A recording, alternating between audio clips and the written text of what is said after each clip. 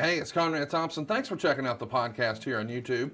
Be sure to hit the subscribe button and the notifications bell. You'll get a notice anytime we upload some new content. And when I'm not asking Bruce, hey, how big was Batista's? Well, you know. One of the things I like to do is help people save money. And if you're watching this video right now and you're in a 30-year loan, man, you're overpaying your single biggest bill and you may not even realize it. I want you to do a little experiment for me. Take your calculator out, multiply your monthly house payment by 360 payments. That's how many payments there are on a 30-year loan. That big scary number, that's your total of payments. You're looking at that number? You know you can do better. Keep more of your own money right now and go to savewithconrad.com. Or maybe you've got credit card debt. Man, it's not a matter of if I can save you money with that.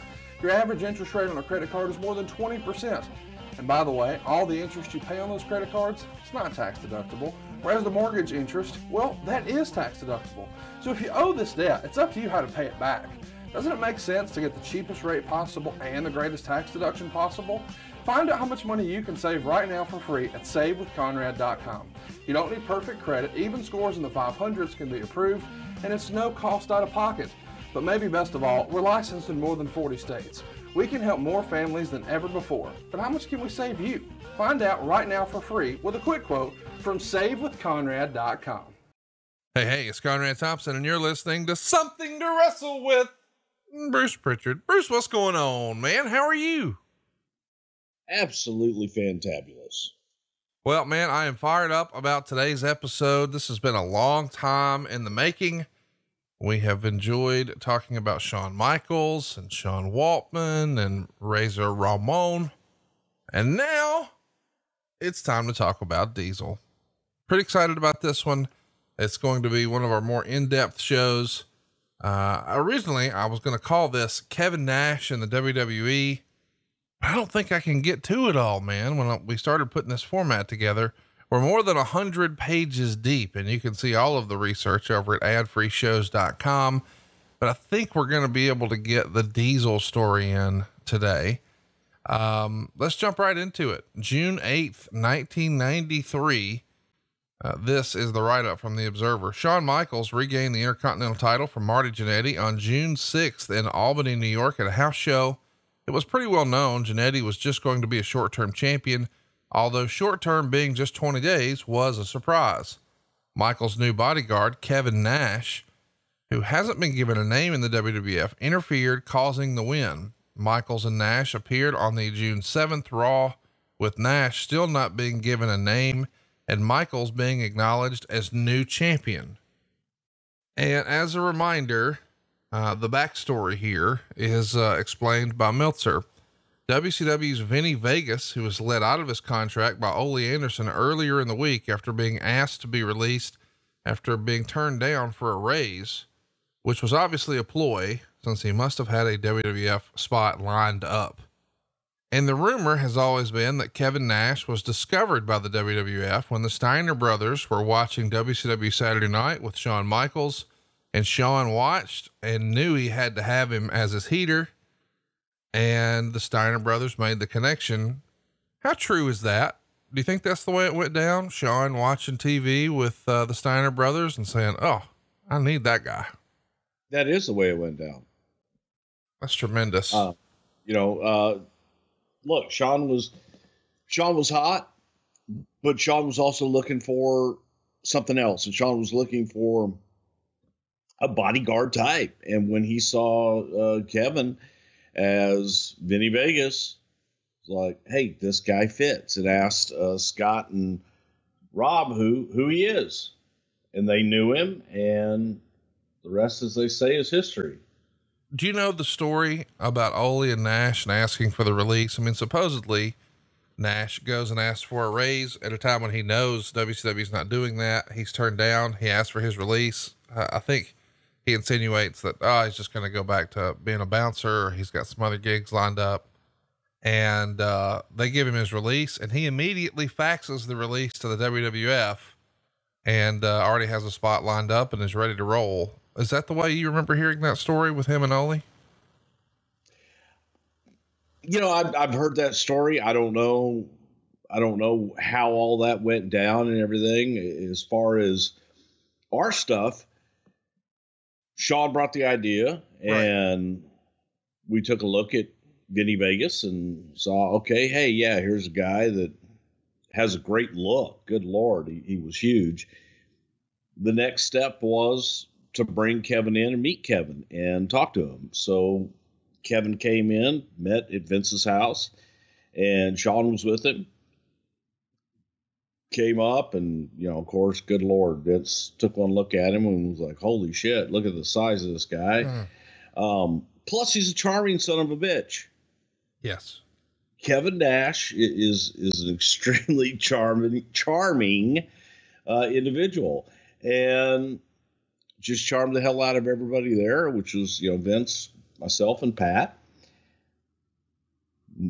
Deal was done. It was like, hey, you get a release and we're good to go. You know, we just need to see it. The rest, man, shit. History, baby. Who would have been the person handling Diesel's contract? Would this have been the JJ Dillon era? Okay. Yeah. This is in this era, the contracts were, well, a little different than they are now. Do you want to remind everybody what WWF contracts looked like in 1993? Well, at that point, all you were guaranteed, the only monetary guarantee was $25 per TV. And you got to understand the television, that was the opportunity to make yourself a star. And if you made yourself a star on television, then you were worth something in the live events. And that's where you made your money, was the live events. Let's talk about why Vince was so enamored with Kevin Nash. The rumor and innuendo is that, you know, we're on the heels of the Zahorian trial. Things are about to get pretty rough. There is a lot of, for better or worse, steroid controversy surrounding the World Wrestling Federation. But we've always heard, whether this is true or not, that Vince wanted talent that stood out. And it's often mentioned that there was almost like an airport test. If this guy's just walking through an airport, does he stand out? Does he get everyone's attention? Does he turn heads? Do people say, who is that guy? Well, Kevin Nash, being 7 foot tall, checks that box. And he was also very muscular and supposedly clean. And this would be very attractive to someone like Vince, who has, you know, now decided, hey, we've got to move as far away from anything that remotely looks or smells like steroids. Kevin Nash could be our guy. How true is that story that we've heard over the years? Well, goddamn, it's not like it's a secret. Look at the guy. Yeah. And Kevin has a presence. Kevin looks like somebody. You know, Kevin walks into a room to this day, and every head in the place turns, even in an atmosphere of giants. So when you go back and you go to a lot of these conventions, first of all, you can see the guy over the crowd because he's just that tall. But Kevin carries himself like a star and looks like a star. Well, and that's important. You know, I know that, you know, sometimes some of our listeners may say, oh, well, that's silly, but realistically, I mean, that's what's going to quote unquote draw money. People want to see stars. And when you present yourself as a star, people will pay to see you, and certain people paid to see him. We didn't really talk about this, but was the original creative idea just to be Shawn Michaels' bodyguard? Or do you think he saw some other potential in him? I guess what I'm talking about is just in-ring work. You know, quote unquote, smart marks later in his career would be critical of Kevin Nash and say, oh, he's got, you know, 5 or 6 moves, maybe 7 if you count the hair flip, or whatever Jim Cornette's knock on Kevin Nash's in-ring work was. Was the original idea, hey, let's just pair him up with Shawn, and then maybe Shawn can sort of show him the ropes and help him along a little bit with some of the in-ring psychology and moveset and stuff like that? Or did we even get that far in the thinking? Well, at the beginning, I don't think that anybody was looking at Vinny Vegas to come in and headline WrestleMania at that point. But when you met Kevin and you talk to him and you're in his presence, you realize there's potential there. Now, some people like Lex Luger made an entire career on potential. And Kevin just had, that gift of gab that he was able to convince anybody that he talked to that he would do whatever it took. The idea was always originally put him with Shawn, and if you can't learn something from being at ringside with Shawn Michaels every night, right, then there's no hope. The idea was put him there, and eventually at some point we'll put Kevin in the ring as a big heater. He could be the heater for Shawn, and you've got a big nasty heel. You take it from there. King of the Ring 93, we would see Shawn retain the IC, pinning Crush in 11 minutes and 14 seconds. That's not important. What is important is this piece of the write-up from the Observer. They gave Kevin Nash the name Diesel in a pre-match interview. Diesel distracted Crush, allowing Shawn to post him several times, but Crush kicked out of the pin. Either way, the idea is we've now got a name. Let's talk about that. How do we decide on Diesel? Whose idea is this? What is the character? I mean, how was it described to him originally? Well, the character is just a big badass bodyguard. Shane McMahon is actually the one that came up with the name Diesel, because Diesel, I guess, was slang for the young hip kids at the time for somebody who was jacked up, tough guy, jacked guy. Hey man, they're Diesel. Yeah. The Diesel was born in the South. It was Cock Diesel, but the NBA had a new player named Shaquille O'Neal who was setting the world on fire in 92. And, he referred to himself as Shaq Diesel. So there you go. I had no idea that was Shane McMahon, and it was just from, popular culture, especially when it has a literal, sound effect at the beginning of his theme song. The younger person in me, not thinking about the pop culture thing, here's the presentation that I guess maybe Vince or Jim Johnston took very literally with the sound effect of the big truck. And you think, wait a minute, does this mean this giant is a truck driver, or he's as big as a truck? What is this? He is a truck. There you go. He is a big goddamn diesel engine that's going to come at you and fucking knock you down. So it was a little bit of both. It was one of their double entendres. We should mention that the July 19th Monday Night Raw, Meltzer would say, featured one of the best matches on WWF television, perhaps ever, with Shawn Michaels and Marty Jannetty working what he called a 4 3/4 match. How good were Michaels and Jannetty together? It's a shame we never saw that on a big stage like WrestleMania. I know that was originally in the cards at 9, and then, we had to call an audible. We've covered that before, but Shawn and Marty had just unreal matches together. Did they not? Yeah, they were, good Lord, they were tag team partners forever. They knew each other inside and out, and both tremendous workers. Great chemistry, made for great matches. Kevin Nash's WWF debut in the ring happens on July 27th, 1993 at a TV taping, but it's a dark match where Razor Ramon and Marty Jannetty team up to face Diesel and Shawn.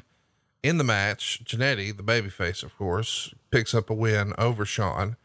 His Madison Square Garden debut, where he would headline, believe it or not, with Shawn Michaels and Bam Bam Bigelow against Marty Jannetty, Tatanka, and Mr. Perfect in an elimination match. Diesel would pin Jannetty for the first elimination before it came down to him and Mr. Perfect when Diesel punches him in the back of the head to pin him. Really process what we're talking about here, guys. This is his first time being in Madison Square Garden. He's fresh off of being Vinny Vegas in like Montgomery, Alabama television tapings. Now he's in New York City at Madison Square Garden working on top, and he's pinning Mr. Perfect in the main event. This is fucking unbelievable. This is the definition, as I think, the old saying goes, of, hey man, we're going to strap the rocket to him, right? Yeah. Again, it was one of those take it as it goes, and wanted to see what the reaction was. We had the Diesel spot in the Royal Rumble where again, he was unproven, and had everyone come in and he dumped everybody out. So that that's where we got to the point where we said, Jesus Christ, we've got a baby face on our hands. But putting him out there, you've got to see what you have. And Kevin was there was interest there. He was believable.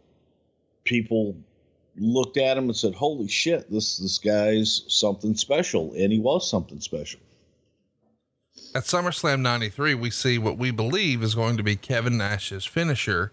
It happens after a match with Shawn Michaels and Mr. Perfect. After the match, Perfect comes after Diesel, and Diesel uses a KO punch. So he knocks him out, and Meltzer would say, that appears to be his gimmick. And we know he's going to transition into a power bomb. Do you think the original idea was to use a knockout punch as his finisher?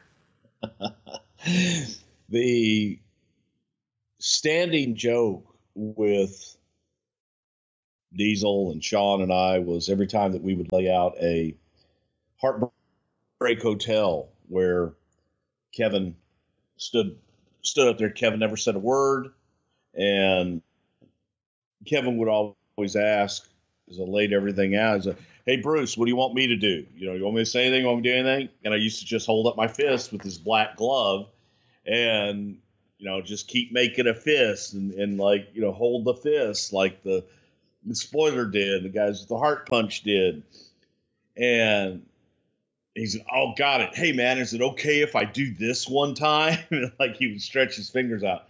So it became okay, you want me to just stand there and make a fist? You got it, big guy. So it was kind of a take on that.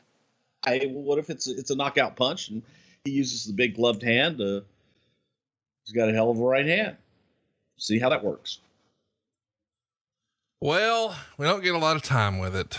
Meltzer would write, a considerable bit of talent turmoil hit the World Wrestling Federation this past weekend, including the first time in more than a decade that a champion left the promotion before leaving or losing his belt. Intercontinental champion Shawn Michaels, 28, considered by many as the best worker in the country, quit the company early last week before a match could take place where he would lose his title.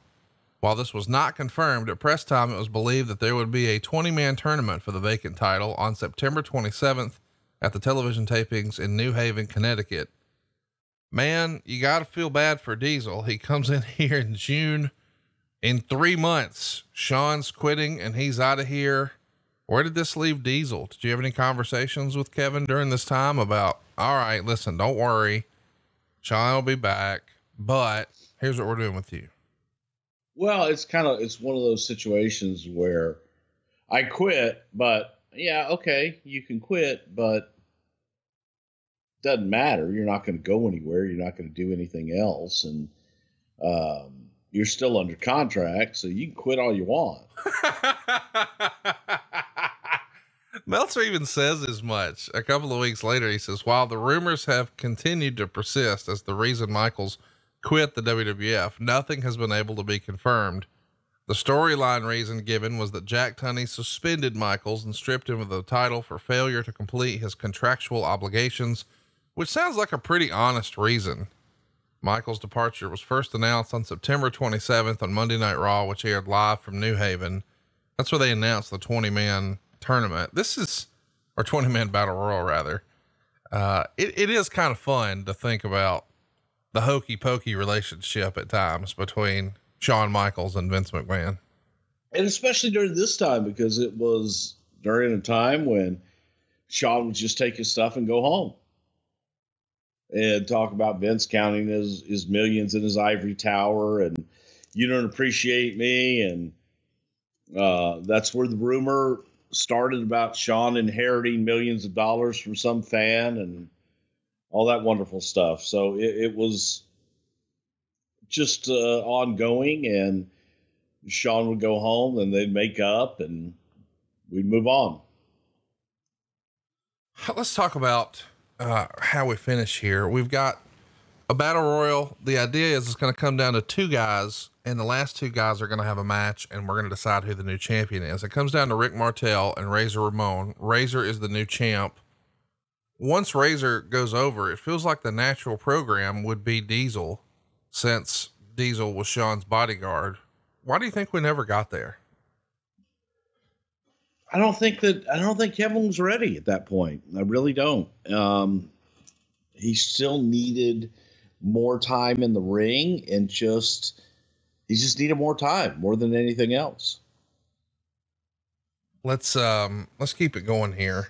I do want to ask, we haven't really talked about this yet. At this point in real life, how tight are Sean and Kevin Nash, and what's the relationship like with Kevin Nash and Scott Hall here? The three of them were friends, Sean and Scott Hall were friends. And then of course, Kevin Nash coming in, and Kevin Nash and Scott were friends from WCW as well. So that kind of clique, if you will, of former WCW guys, or at least recent WCW guys, which Hall had come from WCW, the Steiners, they kind of hung out. But Sean and Kevin immediately started traveling together again. The idea behind that was so that Kevin could learn. Right. That's where you learn, man. You learned in the car going up and down the road, and talk about your matches and talk about what you're going to do next. And you learn from the veterans, telling stories about what worked back then and saying, hey kid, you ought to try this. That's the secret to the business. Let's talk about Sean's or Diesel's rather pay-per-view wrestling debut. It happens at Survivor Series. It's Marty Jannetty, 1, 2, 3 Kid, Razor Ramon, and Randy Savage on one side, IRS, Rick Martel, Adam Bomb, and Diesel on the other. Boy, which one of these is not like the other, huh? 2 3/4 stars here. It's, interesting. Savage is the one to pin Diesel to win the first fall with an elbow drop off the top in 10 minutes and 20 seconds. It's a big deal for Diesel to be on pay-per-view. And it's a big deal to be working with, a superstar, a bona fide legend like Macho Man Randy Savage. What's the feeling as we sort of wrap up 1993 about Kevin Nash from the Office's perspective? I mean, our original plan was we're going to put him with Sean and see how it goes. Very quickly, there's problems with Sean. Now he's sort of out here trying to find his own way. He's teaming with Adam Bomb and Rick Martel and IRS, and he's the first one to take the pin. How's this going, do you think, just 6 months in? Well, who wasn't like the rest? You got Diesel, Martel, Adam Bomb, and IRS. That's a hell of a formidable team. Well, okay. Is the Office, I mean, at this point, do you guys see money in him? Is it just, we're going to get there, it's a process? What's the thinking? Well, again, it's somebody's got to go. And the idea at the time was to get to the Savage and Crush story as well. Somebody's got to lose. Diesel wasn't established at that point, and losing a match to the Macho Man Randy Savage is not the end of the world. Oh, no, I'm not saying that. I'm just wondering, since we've had to sort of alter our plans because of Shawn Michaels, where does that leave the Office thinking about him? I mean, for instance, when we do like the year-end awards in the Wrestling Observer, worst wrestler of the year award, Diesel gets honorable mention. I'm not saying that he's the worst wrestler. I'm just saying that people are saying, oof, maybe not ready for prime time. You ever know, this is interesting because you ever notice when Meltzer talks about the worst things in the world, they're usually the ones that make the most money and draw the most. Well, are you about to say that Diesel made the most money for the WWF and drew the most? Because he eventually did. No, we're going to get to that, I'm sure. No, listen, I'm excited to talk about that because I think that's a false narrative, but let's keep going for now. Royal Rumble 94, Diesel does find himself, getting involved with the silliness of Yokozuna and the Undertaker. The Undertaker went to heaven. We've talked about that before. He ascended. Alrighty. Okay. We've also got Bret Hart and Lex Luger tying to win the Royal Rumble. Kevin Nash was involved in this. He's going to dump out Bart Gunn at 8 minutes and 55 seconds, Scott Steiner at 9 minutes and 4 seconds, Owen Hart at 9 minutes and 9 seconds, Quang at 9 minutes and 23 seconds. And that empties out the ring. What's that? Quang? Quang. Yeah, okay. Next in and out is Bob Backlund. And Meltzer would write, dumping Backlund firmly established Diesel as a babyface. Next in and out was Billy Gunn. I mean, it is for a little while in this Rumble, the Diesel show. I mean, he's even going to eliminate Bigelow, Crush, and Michaels. And that plants the seeds for Michaels Diesel breakup, since Michaels didn't help Diesel when he was in trouble and helped to try to dump him out. Let me back that up. So after all of these eliminations, Diesel, of course, has to be eliminated, and it happens at the hands of Bam Bam Bigelow, Crush, and believe it or not, Shawn Michaels, which plants the seeds for the eventual Shawn Michaels Diesel breakup, since Michaels didn't help Diesel when he was in trouble and instead helped dump him out. This is rather fast. It feels like he would have maybe continued this a little more, but we start to at least plant the seeds of doubt. How did you guys, or why did you know, hey, if we're going to split these guys up eventually, it's definitely going to be Shawn who's going to maintain the heel status? I don't know that we did know that. And other than that was during a time that Vince swore that Shawn Michaels would never, ever, ever be a babyface. He was a heel through and through, and by God, he was a heel, and will never, ever, ever, ever, ever, ever, ever. The Royal Rumble is an opportunity where you can try a lot of different things. You can test the waters. I still to this day refer to the spot in the Royal Rumble, if you have someone that goes in and makes a stand and dumps a lot of people, is the Diesel spot. Because that's what we did with Kevin here. We put him in a spot where he dumped a lot of people, had a spotlight on him, and looked good. I love that it's still called that. We've seen that several times, but we're having some internet problems on Bruce's side this morning. Bruce, can you say again, we will never, ever, ever, ever, ever, what was the rest of that? We didn't get that. Shawn will never, ever, ever, ever, ever be a babyface. Thank you. WrestleMania 10, of course, we know Razor Ramon and Shawn Michaels are going to steal the show in 18 minutes and 47 seconds. Diesel clotheslines Ramon early and then is thrown out. I guess it makes sense to get rid of Diesel at ringside and just let these two go. I don't know how much sense it makes for it to be a DQ type situation, since it is no disqualification, but either way, we're overthinking it. They stole the freaking show. The April 4th, 94 episode of the Wrestling Observer, or that issue rather, Meltzer would write, they set up what will apparently be an Intercontinental title match on TV at the next taping, with Razor Ramon defending against Diesel, which will probably be a title switch to set up a house show program. So now we're finally getting to the Razor Diesel program. Now that everyone is back in place and doing their thing, and they just stole the show at WrestleMania, is the clique starting to form at this point? Those guys are riding together and get a little bit of momentum between the three of them? Well, I think they just kind of reconnected and got back together. It wasn't like it was all new and they were forming. They pretty much had been together from the start when Diesel came in, but it was, hey, the band's back together. April 18th in the Observer, Meltzer writes, Shawn was working as Diesel's manager, which it appears he's going to be doing at all the tapings until he gets back in the ring. He's wrestling in dark matches on TV nights as well.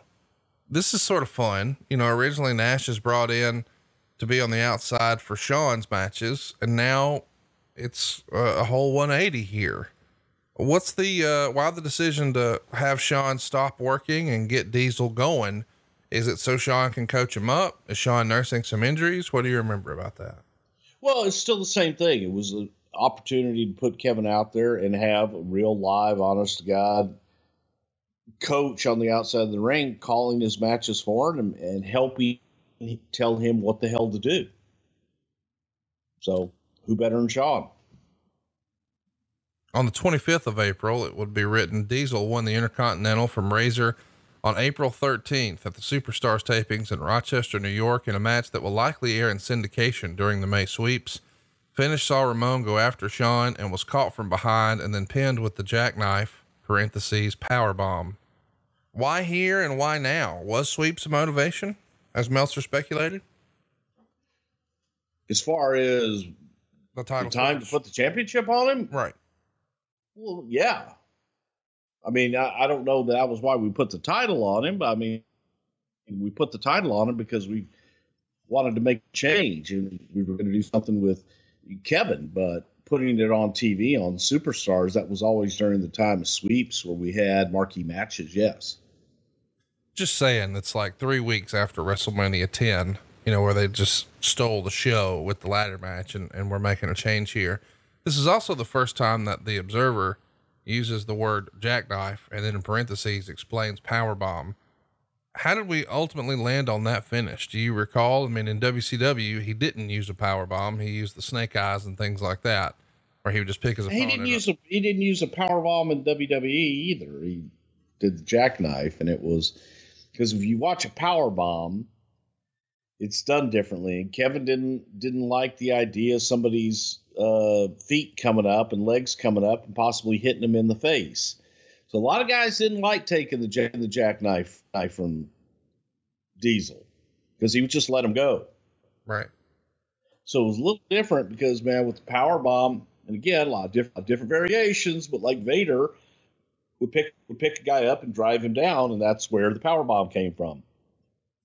To give it a different name, but also Kevin did it differently than other people did.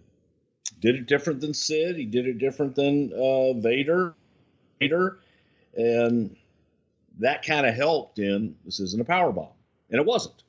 To someone as limited in their knowledge that doesn't want to open their mind, like dirt sheet mongers, gossip mongers, I guess that they just only know very little and want to stay with what they think they know.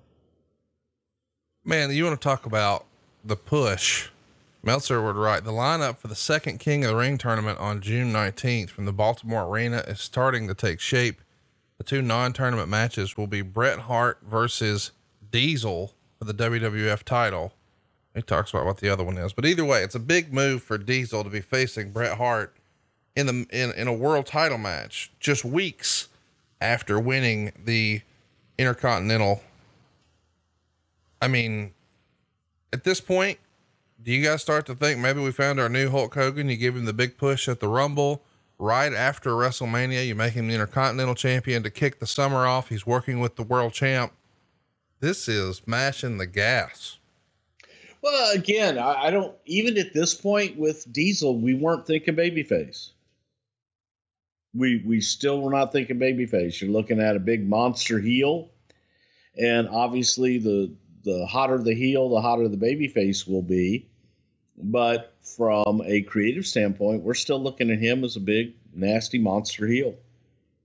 When the match happens at King of the Ring 94, Diesel picks up a win by DQ. So Bret's going to retain the title, but it's 22 minutes and 51 seconds. Meltzer would write, considering Diesel was working much longer than he's ever had to on a major card and was working with a torn groin, he deserves praise for at least being good enough that Hart could carry him. I mean, this is pretty special to be on pay-per-view against the world champ, one of the best wrestlers there ever was, and Bret Hart, and you get a 3 3/4 star match. It's pretty remarkable. Well, it is, but it also speaks to the art of Bret Hart and Bret taking the challenge and saying, yeah, I'll get a match out of him. And if you're going to be in the ring with anybody and you look at the list of opponents, I'm not taking anything away from Razor Ramon because, good Lord, Razor was incredible. But Bret Hart, Shawn Michaels, shit, man, if you're not going to learn there, then You're dead. Get out of the business. Yeah. This match ending is a nice story too. Diesel's going to give Bret the jackknife, and then Neidhart jumps in the ring and attacks him for the DQ, which leaves the story sort of open-ended. Like, we don't know if Brett would have been able to kick out of the jackknife. So pretty cool deal here. You don't know either. And it's a testament to Bret Hart that some of the best matches that every wrestler ever had were with Bret Hart. And this is another example of that. Meltzer would write, Davey Boy Smith was called to return for the European tour in September. While it's not definite, it'll probably happen. But was there any talk of him returning prior to September? Kevin Nash called Vicious up and told him the office was interested in bringing him up, but that he should call first. So there's lots of moving and shaking, but I do find it interesting that Kevin Nash is boys with Sid here. Do you remember there being a conversation with Sid about Kevin Nash maybe suggesting, hey, you should call the office? I don't know how much Kevin had to do with it, but I remember the time looking at Sid and thinking, is it time to experiment with Sid one more time? And we did, look, we asked talent what their thoughts were. Hey, do you think you can have a program with Sid? What do you think of Sid? Is there any heat here? And just go from there. But Kevin may have had something to do with it just from an interest point of view, but I do remember from our point of view was let's roll the dice on again. It would be written in late August 94 that Sean had an altercation with a fan at the Portland tapings. Quote, no reports seem to indicate how it got started, but Diesel had to hold Sean back after the fan heckled Michaels and got under his skin, and then Michael shot back. I mean, this is the first time we hear of, believe it or not, Diesel being, the cooler head. Sean occasionally would be rather emotional and volatile, and Kevin's going to sort of keep him in check. Is this the first? It feels like this is the first of many times we would hear stories like this, where Kevin Nash is trying to just keep everything even keel. So a heel got into a verbal argument with a fan in attendance, and another heel held the heel back. That's news. It is in 94. Okay. There's a SummerSlam preview going down with Razor Ramon versus Diesel with Walter Payton and Shawn Michaels in respective corners. And it's teasing an Intercontinental title change. And then we get the match. Razor Ramon captures the IC from Diesel in 15 minutes and 2 seconds in a match with the NFL Hall of Fame running back Walter Payton in Ramon's corner as like the local sports tie-in, because this show goes down in Chicago. The match itself gets 2 3/4 stars. And after the match, Payton and his son are going to celebrate in the ring with Razor while they're once again teasing the Shawn Michaels Diesel breakup.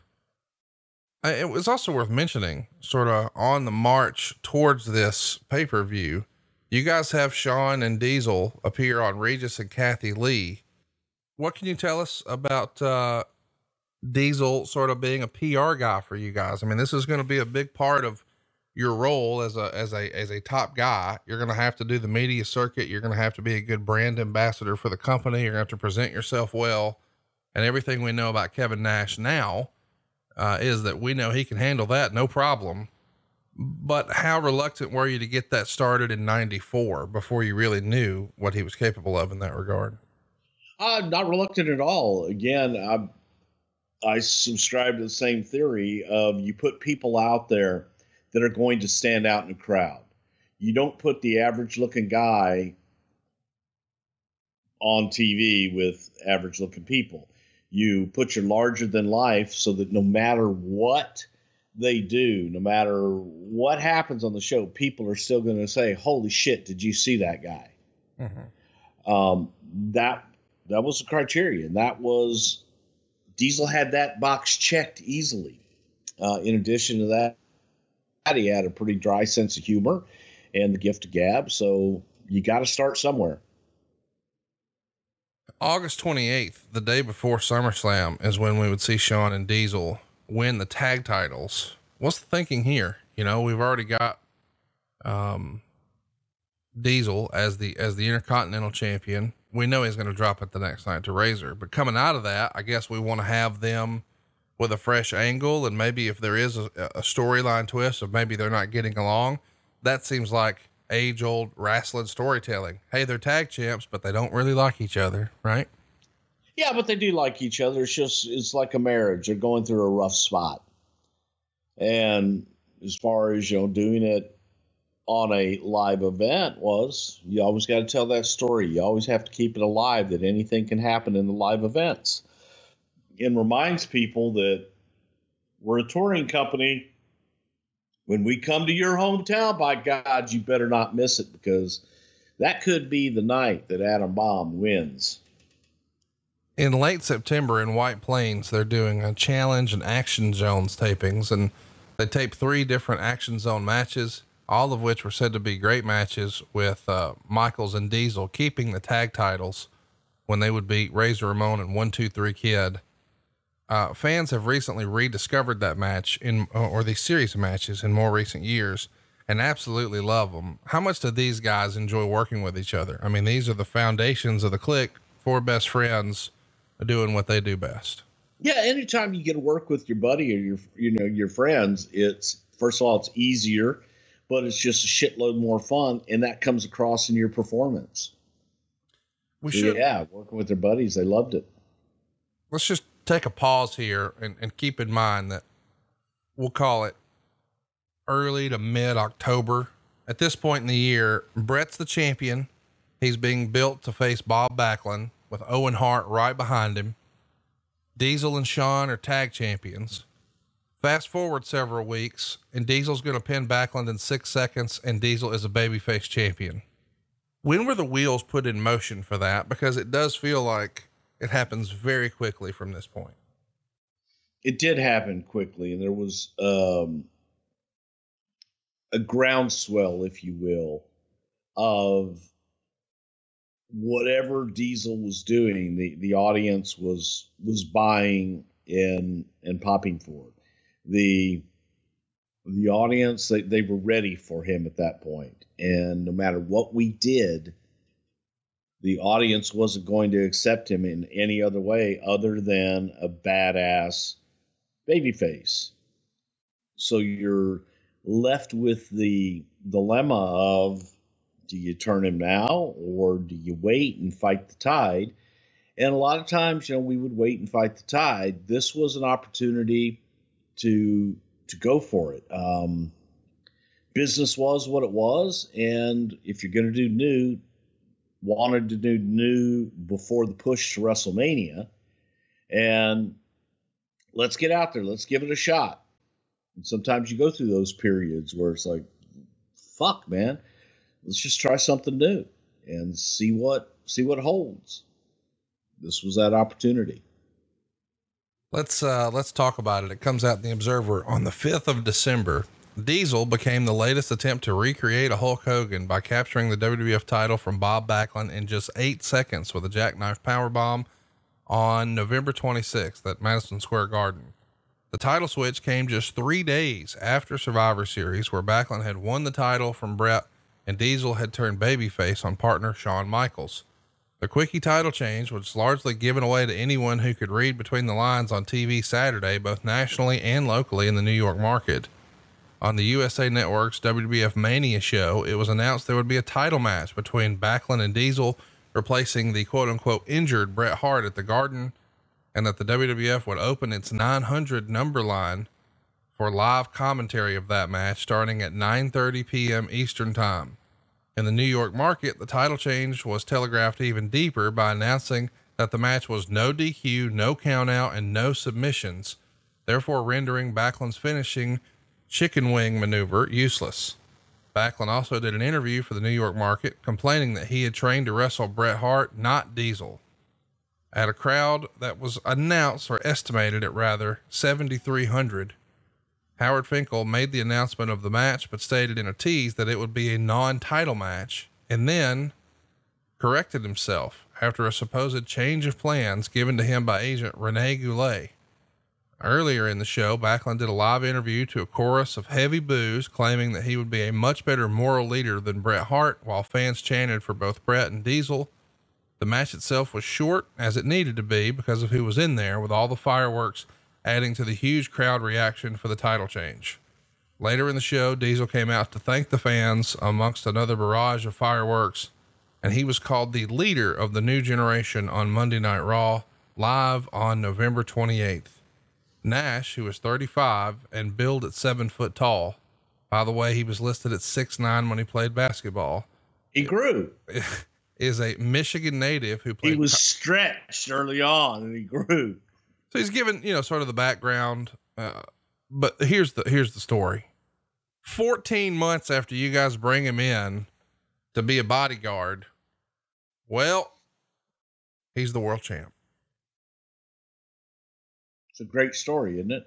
It really is. When you really think about it, it's a ride. He has a story like not a lot of other folks, just tremendous. The thinking in doing it this way is we want to give Diesel a try with the strap. We want to make him our top guy. We want to feature him, but we're not ready to just have him take the belt off of Bret. So we interject Bob Backlund as sort of a transitional champion, if you will, but he's someone who has credibility. And it's funny because in that era, we looked at Backlund as being a quote unquote old man. He's only 45. I mean, some of the top stars in WWE and wrestling all over are older than that.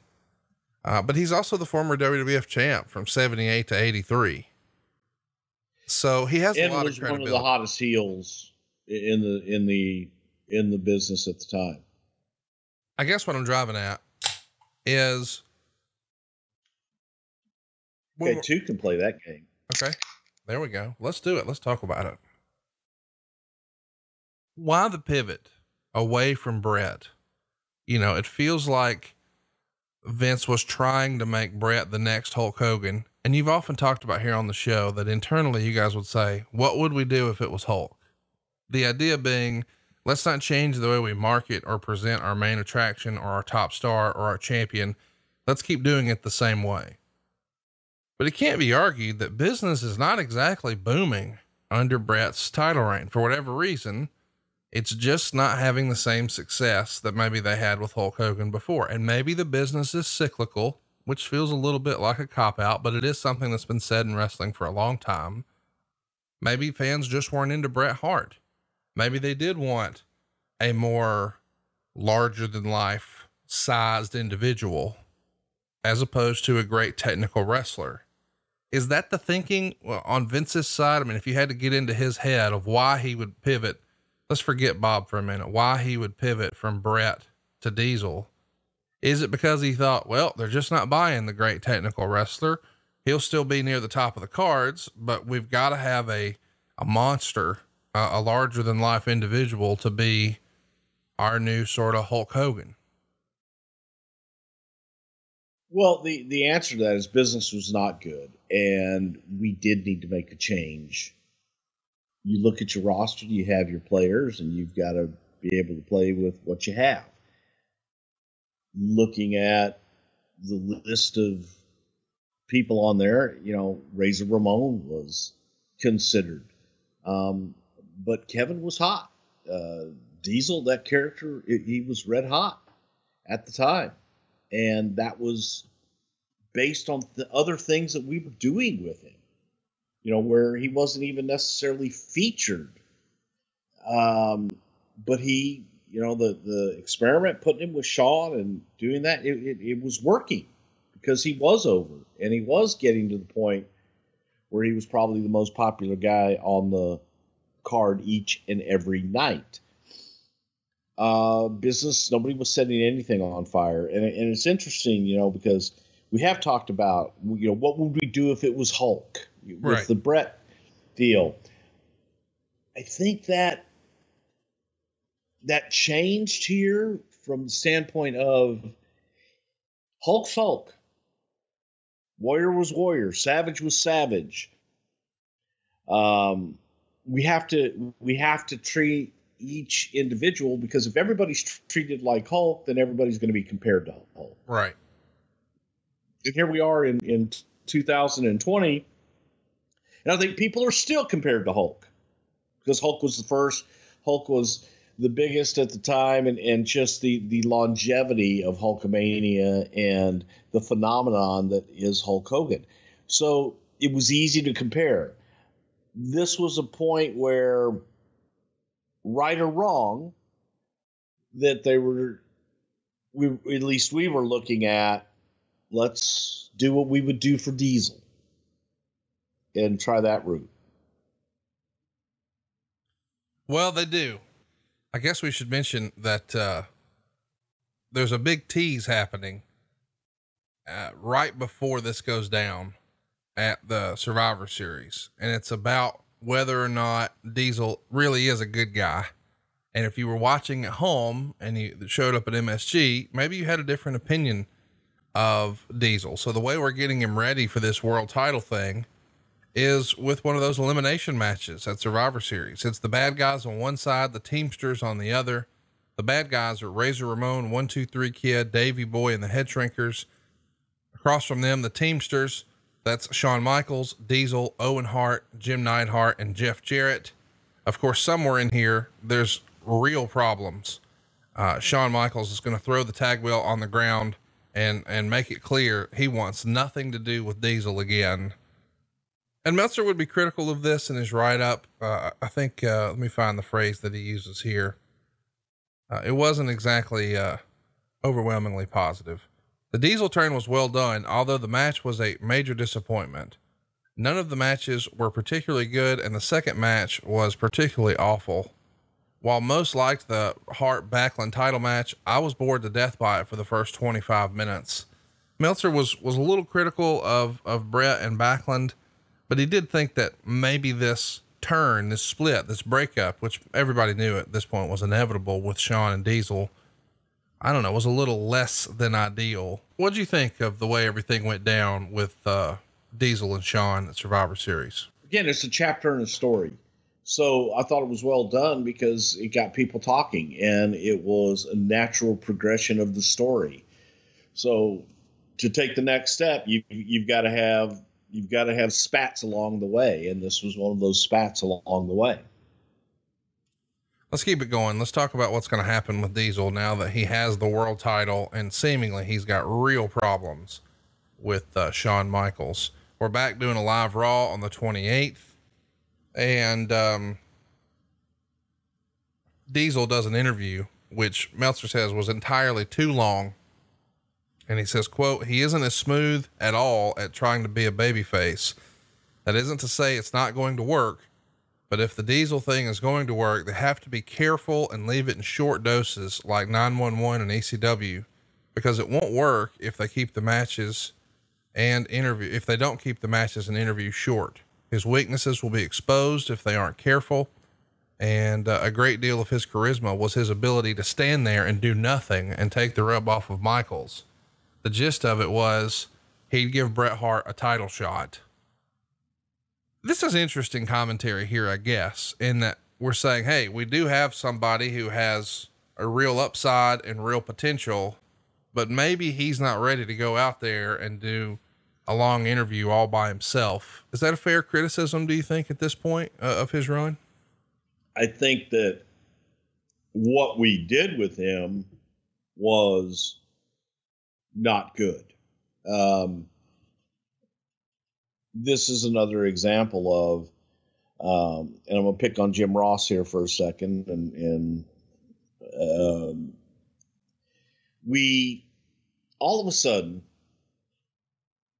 we went from characters, and you went from what was cool and what the audience was buying, which was Diesel is an ass-kicking heel. Since he wins the title, has a spat with Shawn, he becomes this jokester and hey, Bobby Backlund, bow tie Bob, and shit like that. Leading the office, singing Christmas carols, and stop being Diesel. He does an interview where JR talks about, you played basketball in Tennessee and all this. Now, Kevin, I didn't want fucking Kevin Nash. Kevin Nash wasn't the guy the audience fell in love with.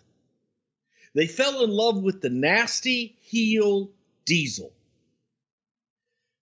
When you go back and you look at the history and you go back and you watch old tapes and old shows and everything, Hulk Hogan was a terrible human being. He cheated. Yes. He didn't take calls from his friends because he was working out. But the biggest babyface in the world. He was a heel. Stone Cold Steve Austin was a heel. That's why they loved him. Diesel was a heel, and we made him, we took Diesel away from him. JR starts calling him Kevin. I don't know who the fuck Kevin is. I don't care who Kevin is. I cared about my guy Diesel. And when we humanized him, I think that at that moment, Diesel lost all of his momentum when we made him champion the first time as a babyface and tried to present him as a legitimate athlete that with legitimate credentials, nobody gives a fuck. Nobody gives a fuck. They want to be entertained. They want characters. And there are people that want the legitimacy. Well, then go to something legitimate. If you want story and entertainment, then that's what we're trying to give. And when it got to be a departure from what we had been doing, I think that's where we lost them. I think that's where it just became, I don't want Kevin from Tennessee. I want Diesel.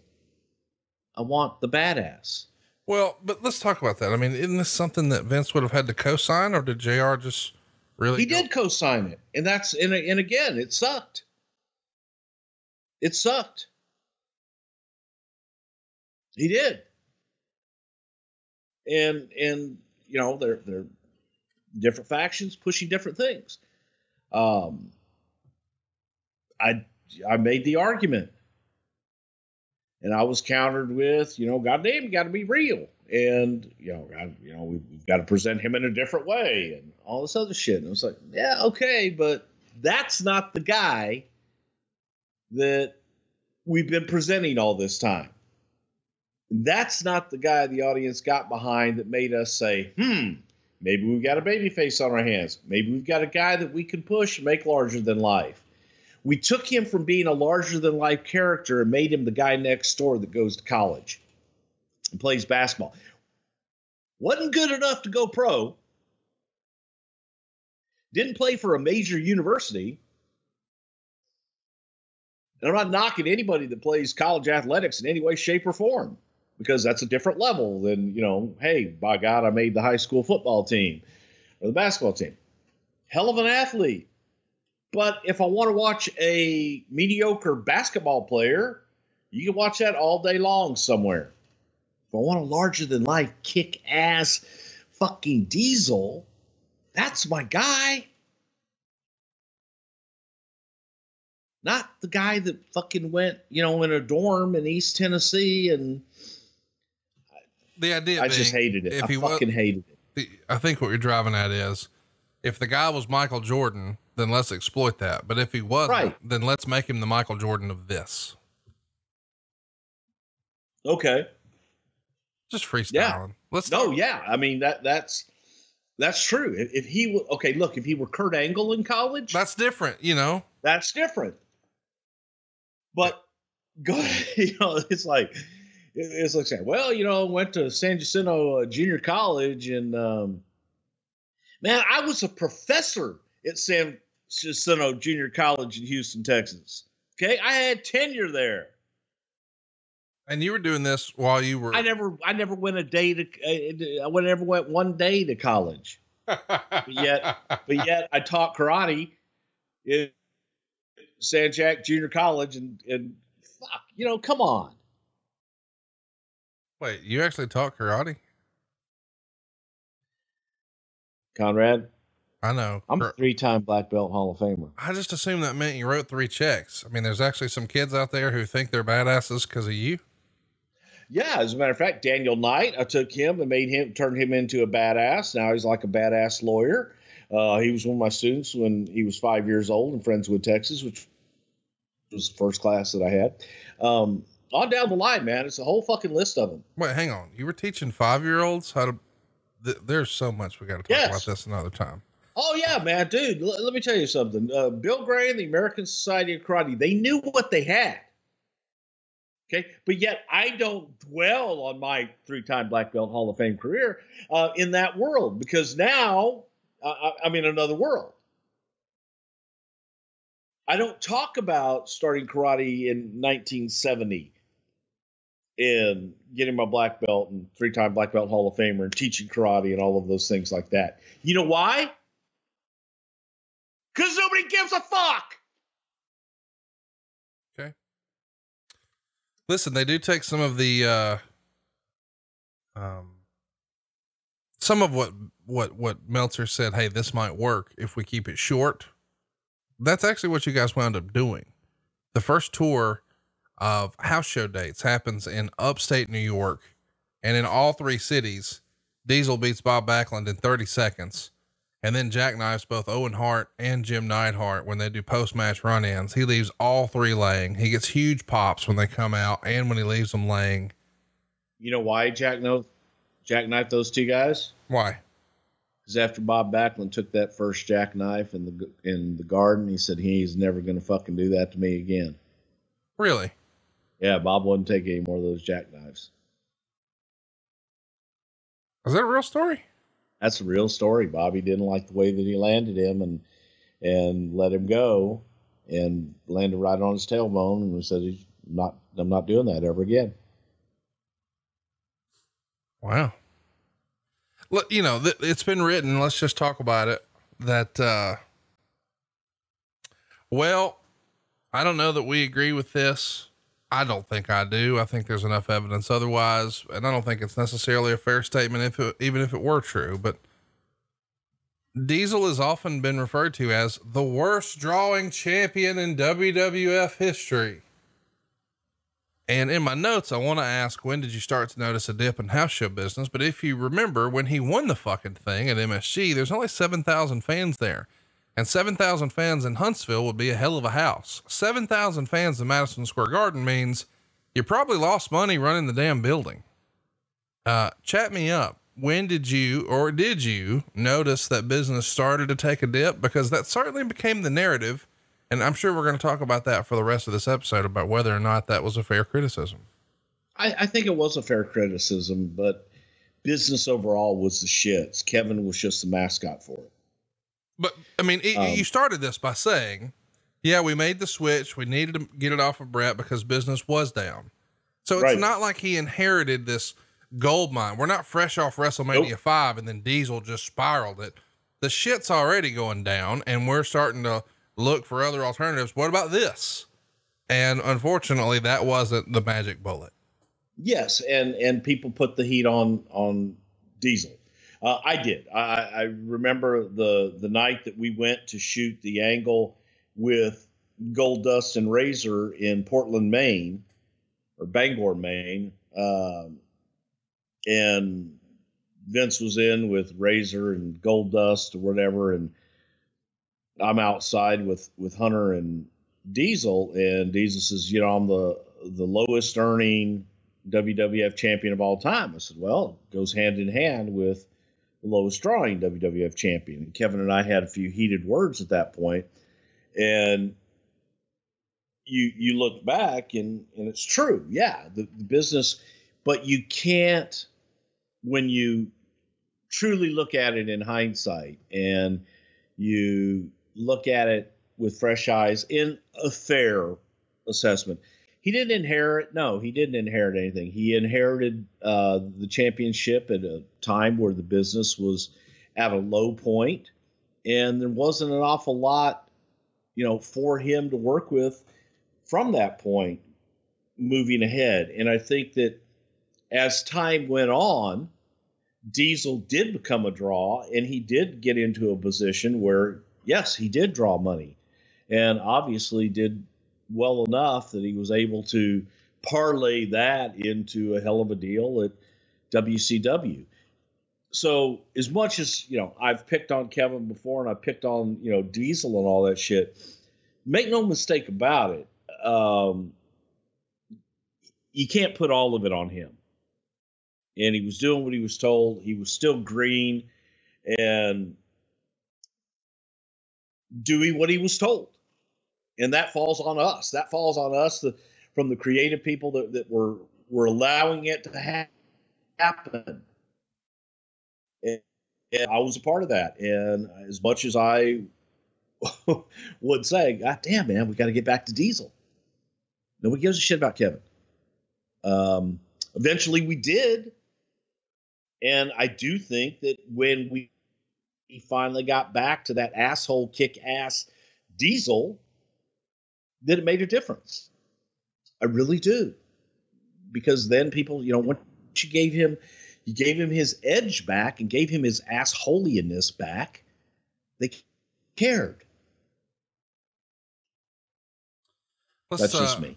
Let's talk about two things here in the Observer. In late December, it's written, on television this past weekend, the WWF announced the Royal Rumble on January 22nd in Tampa, Florida, a main event of Diesel versus Bret Hart for the title. My guess is they will try and run a storyline and portray Hart very subtly as a heel, because if they don't, it try to lead the fans. There is the possibility of Hart getting the majority of cheers, or even a split mixed response, which would kill everything they're trying to get across right now. I think that's a fair criticism. I mean, Bret Hart's been your biggest babyface for years at this point, and if you're going to put him in there against Diesel, who you're trying to get over as the new hot babyface, maybe that's not the wisest decision. And it would lead, I think, to a lot of people internally questioning it. At least that's according to Dave Meltzer. On January 9th of 95 in the Observer, he would write, there's already a lot of talk within the company that Diesel isn't the answer, and the idea of going with Backlund on top was a fiasco blamed on Patterson. I don't know if they'll do a change to Hart or Michaels. My feeling is they've got Wrestlemania plans locked in, whatever they are. Whatever changes in direction will be made won't really go into effect until the new season in late April. He's talking about after WrestleMania, of course. At the house shows this past weekend, they had Shawn doing live Heartbreak Hotels, where he pushed the idea of him winning the title at Mania, which seems awfully early to push something like that, particularly since they don't want to be giving stuff away. It's beginning to look like Hart may wind up like Flair as a 10-time champion, because he'll constantly be replaced and shoved aside for the latest new monster. And as soon as his successor can't hang once put in the spotlight, they go back to the solid guy. Lots to unpack here. What do you make of Meltzer's write up here when he's saying that maybe the office isn't sold on Diesel as the top guy? And some people are even questioning whether or not Backlund was the right transitional champion or the right guy to take it off of Bret.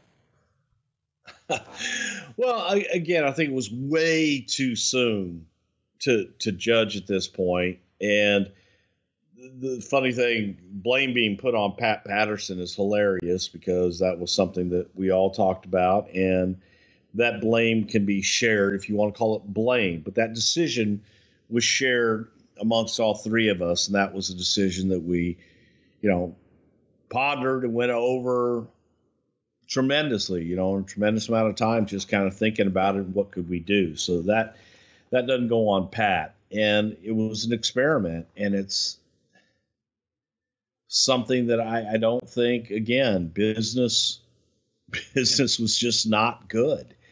We didn't have anything they wanted to see. We just, there wasn't anything hot that had really captured the imagination of the audience at this point. So you're looking for different things to hit and throwing a lot of shit at the wall. That's just the facts. We should mention, even though there is some criticism here internally for Diesel, fans were smart fans who read the Observer. We're starting to get behind him a little bit. An honorable is that bad? Well, I'm just saying he got, most improved. He's first place there. He's an honorable mention for most charismatic. Him and Sean are a huge vote and an honorable mention for tag team of the year. He's an honorable mention for best gimmick. I mean, there's some positive stuff, fans are starting to come around on him is my point. Royal Rumble 95.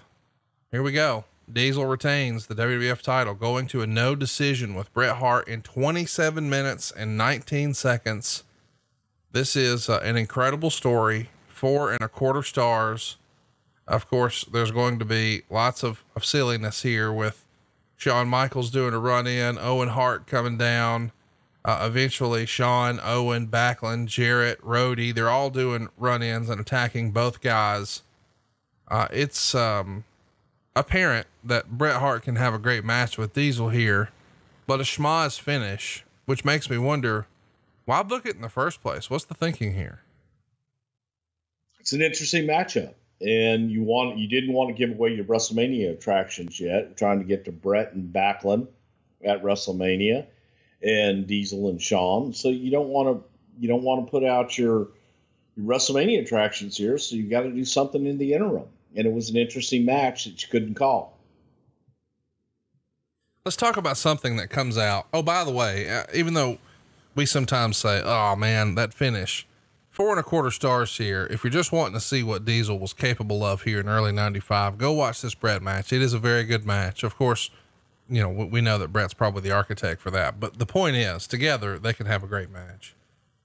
Yeah. Bret was the architect of it. However, say what you will, Diesel was able to go in and follow and do it and pull it off. Tremendous little write up from the Observer in early February. And it's about the, how do you pronounce the NATPE convention? The NATPE? NATPE. Yeah. They did that in Vegas, January 24th through the 26th, with the idea being WCW would hold a major event, get the major TV executives there and show off a hot product with Hulk Hogan and the Macho Man. And Meltzer would write, while it didn't appear that there were any TV types there, with the exception of 2 or 3 faces like Mitch Ackerman from Disney that are there for all the big shows all the time anyway, WCW did seem to come out strong from a psychological standpoint at the convention, because for the first year in history, they stole the spotlight from the WWF. Titan flew in bigwigs like Vince McMahon, Diesel, Undertaker, and Jim Ross in from Florida on the red eye after the Raw taping Monday night, and they were in Vegas on Tuesday afternoon. According to those who were there, Diesel was walking around. He did turn heads because he was in costume, and at his size, well, he's going to turn heads, but nobody knew who he was. WCW got much larger crowds to the Turner booth with Hulk Hogan and Randy Savage, who everyone knew, of course. Bischoff even gave a speech where he talked about WCW as being where the stars are and knocked the WWF, saying their stars are mid-card cast-offs like Diesel. And now he's a world champion there when couldn't exactly hack it in WCW. Meltzer would say, and although I was told it was embarrassing to witness, the interview Lauren Hutton did with Hogan garnered a lot of attention. There were no lines for autographs of Diesel, Undertaker, or McMahon, but there were huge lines for Savage and of course Hulk Hogan. WCW officials were openly talking about smoking Titan at the convention. By Thursday, when foot traffic was down, Ross and Shane McMahon were in the Titan booth with the Bushwhackers, Mr. Fuji, etc., looking like a Maytag repairman group, while crowds flocked to the booth where the Blade Warriors were doing an exhibition just a few feet away. WWF is still far and away number 1 in the US, but it didn't look like this in that venue. What do you remember about this convention and seemingly WCW showing up the WWF for the first time? Well, they definitely had big crowd there for Hulk Hogan, and to that, I would sure as hell hope they would, after all the time that he was spent being built in the WWE. So goddamn, I would hope they would. At the same time, having no crowd for no line for Undertaker, Diesel, that's just a blatant, flat out lie. I was there.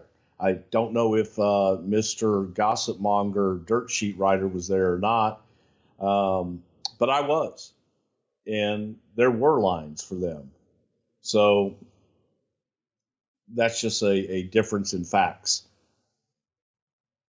Let's keep it going. And something comes out in the Observer the next week that I think you've already touched on. Diesel is participating in a celebrity slam dunk contest in conjunction with the NBA All-Star game this week, and is also in an MTV softball game, and judging from a lengthy interview at Raw where they called him Kevin Nash and tried to put him over as a real person as opposed to a cartoon character, they look to be committed to building the company around him. In the same type of interview McMahon did with Hulk Hogan before his match with Sid Justice, and again when he came back 10 months later after the steroid controversy, even the normally conservative Japanese mags are calling him a box office failure. So the rap is already out, fair or not, just 2 months into his run. Oh, this isn't working. I don't know how much of that is really his fault or fair, but I do like that they reference that big sit down interview that Kevin Nash does with Vince McMahon. It's got like the studio look. What do you remember about that interview in particular? I have to assume you were there helping shoot this promo. I was, and I hated it. Absolutely. Said before, I hated it. I didn't think that it was the right way to go. I was outvoted, if you will, because that's the way we went and got on board and did it. But I hated it then. I hate it now. I don't think it was the right direction to go. And I think history will bear me out. It took the mystique off of Diesel. So again, I'm not a college basketball fan. I'm not a basketball fan. I don't give two shits about basketball. I enjoy football, but I really don't care that much about if Tim Tebow had chosen to go into wrestling instead of baseball. I don't know. I don't know that I really would have been that interested. I don't know. I never got the, hey, he was great in another sport, or he played in another sport in a small college somewhere. Okay, great. A lot of people do. Make him larger than life. I hated it. And the fact that Japanese wrestling magazines, well, who gives a shit about that? No, I don't care about that, but it is just so weird that Vince buys into this, Kevin Nash instead of Diesel thing. It's such a departure. Like, I can't imagine them sitting down with Jim Hellwig. You know what I mean? Right. Exactly. Great example. Like, what the fuck? You're not invested in him. We invested in Diesel. We spent the last, year and a half on Diesel. Not Kevin Nash. Now all of a sudden you're telling me he's just a guy that went to college and played some basketball? Yeah. And that's your focus? In this era, Dave would take questions in the Observer, where fans would write him, and then he would, write a response. He got a question from, does he still? Cause I'd like to send him a question. He got a question from Maryland that says, do you think the WWF made a prudent move in making Diesel champion? Personally, I feel Vince McMahon has sacrificed his strongest drawing card in Bret Hart. And Dave replies, the situation in comparing the two is this: Bret Hart will never be a super drawing card. Diesel probably won't be either, but when the decision was made, nobody knew that. Titan, as always, was looking to create a new Hulk Hogan, and clearly Bret Hart will never be that person.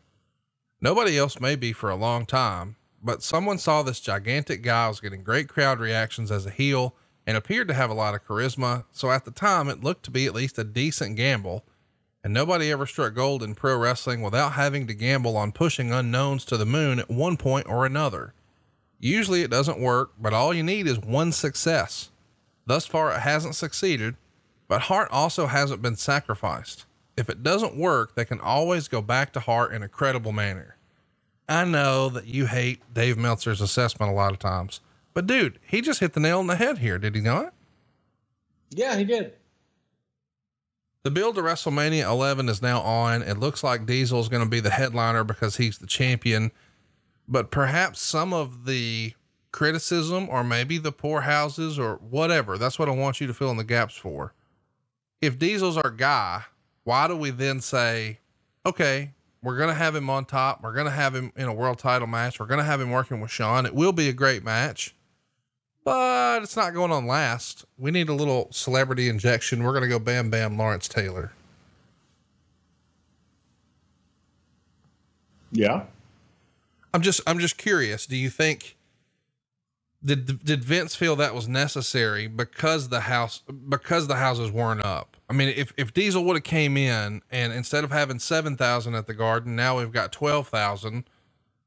Do you think it would have been necessary to go find Lawrence Taylor and put him in the ring with Bam Bam Bigelow? Or maybe, yes, that still would have happened, but it would have went on in the middle of the card or second to last, but it wouldn't have closed the show. Well, again, Lawrence Taylor was news at that point. Lawrence was a big deal. So, especially in that market, nationally, more people knew who LT was than did Kevin Nash or Diesel and Shawn Michaels. So, as far as getting the word out there and publicity and getting people talking about the event, that was the bigger draw. And no, Diesel and Shawn weren't setting the world on fire, and business was down. So, yeah, you go with the business decision, and the bigger story was LT in a wrestling ring. What can you tell us about the big press conference that you guys did with Lawrence Taylor and Bam Bam Bigelow? And of course, Shawn and Diesel are there, but it almost feels like some of the other mainstream media, maybe even the AP, they're going to list both guys as being wrestlers, but not really focus on them. I mean, the focus is all on Lawrence Taylor and Bam Bam Bigelow. And oh yeah, in the background, we got a world title match too. And these are those guys. That's what it was designed to be. And we knew what buttons that we had to push to get that national attention and to be able to get the publicity that we were looking for. I guess what I'm trying to drive at is, and I don't mean this to be weird that I keep belaboring the point, but I don't feel like maybe I'm communicating it properly. When you did this at WrestleMania 14, yes, Shawn Michaels was there and he's a big star, but what everybody was really focused on was Mike Tyson and Steve Austin. And I can't help but wonder, could there have been a way to perhaps have a similar story here, where if we've got a commitment from Lawrence Taylor that he's going to work a match, could he work a match with Kevin Nash and have Shawn Michaels as a ref or some shit like that? Yeah, you could have, but LT was a god in that market and had just retired and was a babyface, and you're not going to put your top babyface against a top babyface outside of your world. So again, different attractions. Well, okay. Tyson fit into the main storyline with Steve and Shawn. Because Tyson was a natural heel, but it also a major attraction. But you could have at the same time maybe put Lawrence Taylor in the Mr. T spot, right? Maybe it would be Diesel and Lawrence Taylor. You could have, but the idea was to use LT's star to bring viewers in to expose all of our other talent and to be able to expose Diesel and Shawn Michaels and where, okay, before you're going to get to LT, we used LT. So before you get to LT, you're going to sit through what we were hoping to be a great match. And it was a damn good match with Diesel and Shawn. I'm not arguing that at all. It was a good match. I just wonder if we're really trying to push Kevin Nash and we're really behind him and we're not second guessing our decision. I just wonder if it was Hulk, what would we do? Would we have Hulk wrestle right before and then let Big Boss Man work with Lawrence? It wasn't Taylor? Hulk, and you wanted people to watch him. So if you put for the majority of the people, again, you're trying to get to a new audience.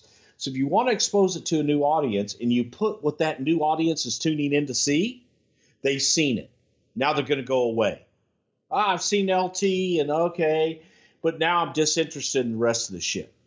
Versus you sit there and you make them watch everything else before they get to LT, if that's why they're there. And along the way, you expose them to the rest of your product. So you're putting your champion and you're putting the guy that you're trying to build around in the optimum position. Because now to the casual fan that's may only be tuning in for LT, I've watched everything else. And goddamn, did you see that big bastard? Diesel, holy shit, I got to watch more of that. Versus, okay, I saw LT click. Now they don't get the opportunity to witness Diesel and Shawn. Let's talk about the TV tapings on the way to WrestleMania.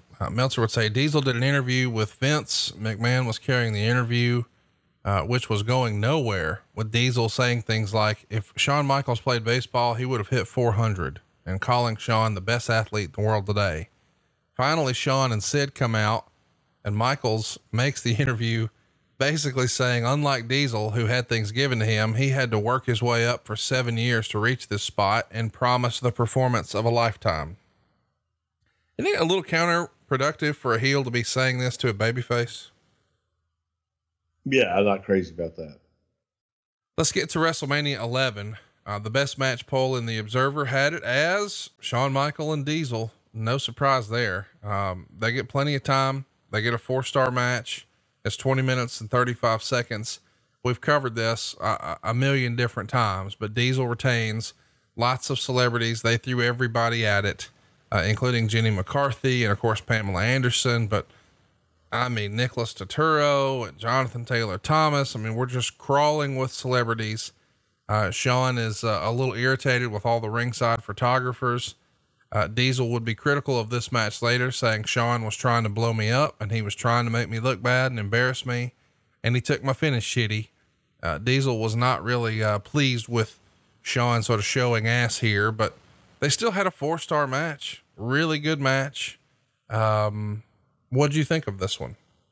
I thought it was a great match. And I thought that it, again, I don't think that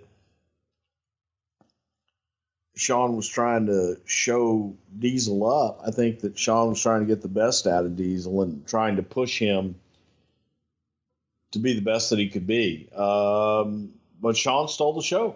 Yeah, he did. That's what Shawn went out to do.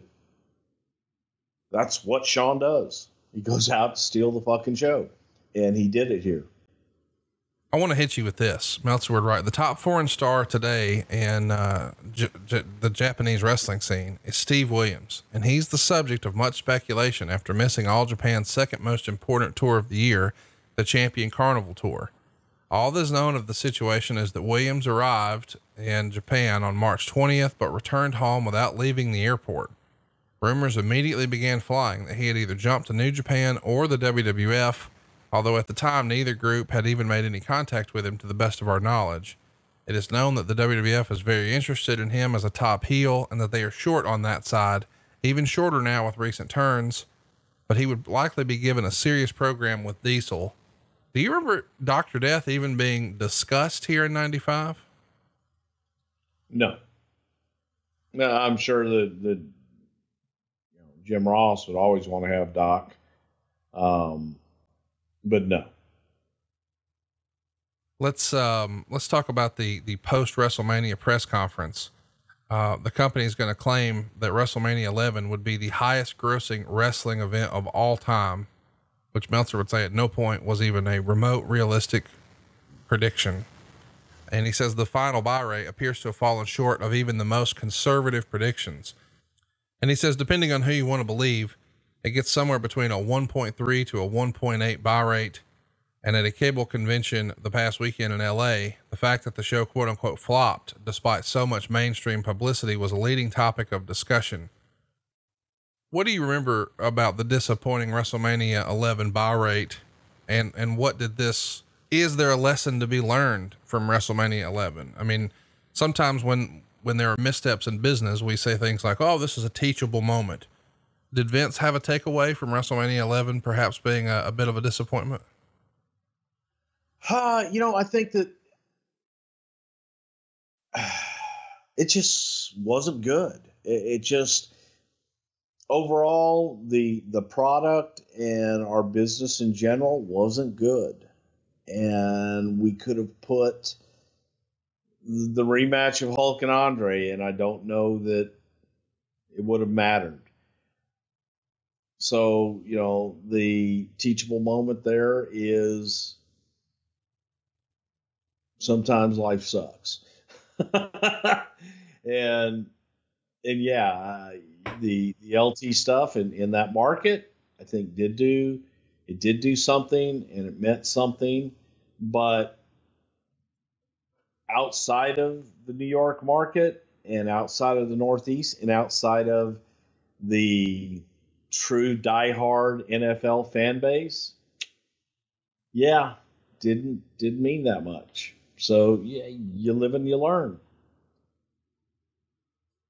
Meltzer would write, the bad was they had no celebrity rub from LT or anyone else. They promoted the show and LT well, since the storyline started with LT meeting Diesel at the NFL's 75th anniversary dinner. LT should have made more references to him at the press conference. Diesel should have been shown training LT. Diesel, or anyone else for that matter, should have come into the ring to share the victory spotlight at the end of the show. It was the celebrity rub that made Hogan a celebrity, and that's what they need to make Diesel the next Hogan. It was really bad that the biggest wrestling show of the year ended with not one wrestler in the ring. If Diesel helped LT get ready, then Diesel should be there at the end. Bad ending. It's kind of hard to disagree with, isn't it?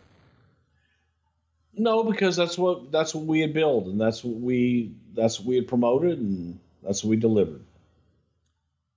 Let's talk about the April 24th Monday Night Raw. It sets an all-time record for Diesel versus Bam Bam in a title match. It does a 3.9 rating, which translates to 2.28 million homes, the largest audience to watch pro wrestling in the U.S. since Hogan Flair, the prior August in Cedar Rapids for WCW.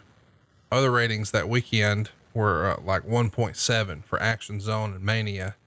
This is maybe a little bit of evidence that WrestleMania worked, because people believe in Bam Bam Bigelow as a legitimate threat for the title. I mean, a 3.9 rating here, that's pretty damn good for Raw, is it not? I guess. I mean, yes and no. I know Primetime was doing better numbers in its heyday. A different time, different places, and the audience and the huts and all that. It's hard to compare. It's apples and pomegranates sometimes. Let's talk about. But yeah, I'm happy that match, that people cared enough to tune in. Let's also mention In Your House 1 is right around the corner. And we've just recently covered this in the archives. The worst match poll, Diesel and Sid, it's a runaway. Meltzer would say probably more important than the reaction was the light response, by far the lightest to any WWF pay-per-view in recent memory, which is a very preliminary indication that this experiment isn't off to a good start. The noticeable empty blotches of seats, even in the first elevated ringside section right in front of the camera, indicated the same thing. The only match that seemed to have any real heat going in, Diesel versus Sid, was also the worst match on the show. The idea of the top face versus the top heel with a decent storyline going in to a medium-sized market that had never had a show of this caliber before, and the result is nowhere near a full building, is a sign that the casual fan didn't think this was a major event, something that needs to happen if this concept is to work. As a show itself, I gave it a slight thumbs down. I had it a thumbs up before the main event, even in the middle as time was running out on the show. But doing an every Saturday WCW uninspired heel run in DQ as a pay-per-view world title main event made me give it a thumbs down. It gets 3/4 of a star, and he's referencing that Tatanka and Bam Bam Bigelow and lots of folks are involved here. It just feels like, and this has been the case for a lot of time, or for a lot of different talent over the years, but if Diesel's working with a guy like Shawn Michaels or Bret Hart, it's going to be, 4 stars or better. If Diesel's working with Sid, well, temper your expectations. And plus, again, in fairness to everybody involved, it was rushed. Yeah. Because Vince changed the direction the day after WrestleMania with Shawn. That's the infamous, we got a baby face on our hands. So yeah, it was rushed. We should have not had Sid and Diesel until SummerSlam probably, but needed something right away and went right there. And I just think it was too soon.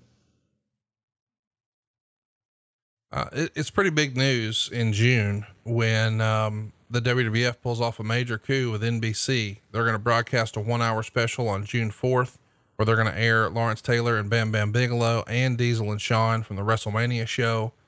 It's apparently a one-shot deal that has, supposedly Titan receiving between $200,000 and $250,000 for the rights. But the idea that the WWF is on NBC for the first time since 91 is a really, really big deal. And it's going to give more exposure to Diesel, Bigelow, and Shawn, who are going to be the top draws for the King of the Ring pay-per-view 3 weeks later. How big of a coup was this to pull off? And how much of it was Vince just making calls to his old pals like Dick Ebersol? Well, it was actually one of those, hey, let's take the temperature. And from NBC's side and from our side, as far as trying to get back Saturday night's main event, some more national exposure, and the attraction of LT was unique. And again, when you look at WrestleMania, okay, did that do what you wanted it to do? This allowed us to get that match, get that exposure out to an even larger platform by having it on network television. So yeah, it was a huge huge coup. And I think that the payoff to the LT thing was bigger here than it was at WrestleMania. We should mention that Sid match, not only was it a stinker at In Your House, it also hurt Diesel. He landed wrong and hurt his elbow. So he undergoes elbow surgery to remove some bone chips on May 25th in Birmingham with Dr. James Andrews. And it's written that he's probably going to be out of action until King of the Ring. When examined by Dr. James Andrews, who at this point had a huge reputation for being the guy who put Bo Jackson back together, it was discovered that he had both the chips, a ruptured sac in the elbow, and a clot. So they do the surgery immediately, but now they know Diesel's going to be out of action for a little bit and miss some tapings. Were you concerned at this point that perhaps Diesel was going to be injury prone? I mean, I'm not saying that he had one injury and that's necessarily a big deal, but we've often heard that when Vince gives somebody the big push or he gives them the title, then if they start missing opportunities or television, they start to raise their eyebrow like, is this guy reliable or is this guy Mr. Glass? Was there any concern about that with Kevin Nash here? Not this month. It took a couple months to get that concern. I love you for that. The primetime special, which we've already explained, obviously gets a lot of traction in the mainstream and gets people talking. And they're also going to continue to build on Raw. So ratings do start to uptick just a little bit. Like the May 29th Raw, which is Undertaker and Jeff Jarrett in the main event, does a 3.9, which is really, really good. King of the Ring does happen. It's Diesel and Bigelow on one side, Tatanka and Sid on the other. They go 17.5 minutes. It gets a 1.5 stars. Not a great match. This feels like maybe a legit low point for the company. Would you say like summer of 95 is, we're starting to get into, man, it's never been this bad before territory? It sucked. It definitely sucked. And it was, business can be bad sometimes, but you can look, kind of try to forecast into the future. And if you've got something in the books that you say, okay, man, if we can just get to here, there wasn't a whole lot in the book. to get to, and you're trying to make chicken salad and you're trying to create on the fly. It was an extremely challenging time. It's weird though, because it just feels like you do have some hits here. We're talking about some record ratings on Raw here, there, but then we're saying, you know, we've got empty arenas for pay-per-views and disappointing buy rates. It's hard to reconcile how that all fits together, that fans are willing to watch you on TV. They're just not willing to give you any money. Yeah. It sucks when that happens. In Your House 2. Hey, it worked so well the first time. Let's do it again. Diesel and Sid, this time with a lumberjack match. It gets 10 minutes and 2 seconds. Meltzer would say this would have been a negative star match if not for the lumberjacks. Sid somehow gets worse every time you see him, and Diesel didn't look any good either. He's not exactly the caliber of a performer who can carry someone this bad. It gets half a star, less than ideal. Were you frustrated with Kevin Nash at this point over the matches and the performances? Or are you realizing, man, we set him up to fail. We put him in there with fucking Sid. I mean, when we put him in there with Brett and Sean, he's off to the races, but what can we really expect if he's working with Sid? But again, as an attraction, I think that most people would have, looked at Sid as this big monster and evenly matched up with Kevin, a lot more so than Sean and Brett. I think people looked at Sean and Brett and go, oh, goddamn, the big guy should kill the little guy. In both instances, in at least Sid, there was a formidable opponent on paper. When you're looking at him on the screen, you go, oh my God, this should be interesting. The reality in some of the worst matches in history are some of the best drawing matches. This unfortunately wasn't the case in either scenario. And listen, you're going to get some criticism for what you just said, but a prime example is Hogan Andre. Yes, it was a huge spectacle and people hold it in high regard because of what a moment it was, but it's not exactly like they were in there putting on a goddamn clinic. But they were. And that's where, again, the skewed. No, they're drawing money for sure. That's what sold the show. It's a business. But you said a moment ago, some of the worst matches were actually the matches that made the most money. Right. Yeah. Let's talk about our solution. We're on the heels of some pretty crummy main events with Sid and then a combination of Sid and Tatanka. We got to find the right opponent for Diesel. So we've got it figured out for SummerSlam. Underneath, we'll have Shawn Michaels and Sid for the Intercontinental title, but on top, we know who Diesel needs to work with for his world title defense. It's Mabel. Look, we had to protect Mabel from being the third man. You're a year away. And you're a year early. And there were rumblings. Yeah, but still, we were thinking ahead. Listen, this guy's going to leave us next year and revolutionize. The observer. There were rumblings, and Dave Meltzer always having his penis on the pulse. Oh my gosh. He had heard rumblings that, by God, there was going to be this national world origin, and that they were looking for Mabel, and we had to get him. We had to protect him. Let's do my story, and I'm sticking to it. Davey Boy's going to turn heel. And Meltzer would say almost clearly not planned out in advance at the August 12th MSG show. And it's because Davey's going to turn on Lex Luger at the Garden. And instead of turning on Luger, he turns on Diesel at TV and will be managed by Jim Cornette. And maybe that's because Luger has given notice that he's going to be getting out of here. So we just switch it where he's going to turn heel on Diesel instead. And we know why. We know Luger's going to show up at Nitro, and well, that's it for him.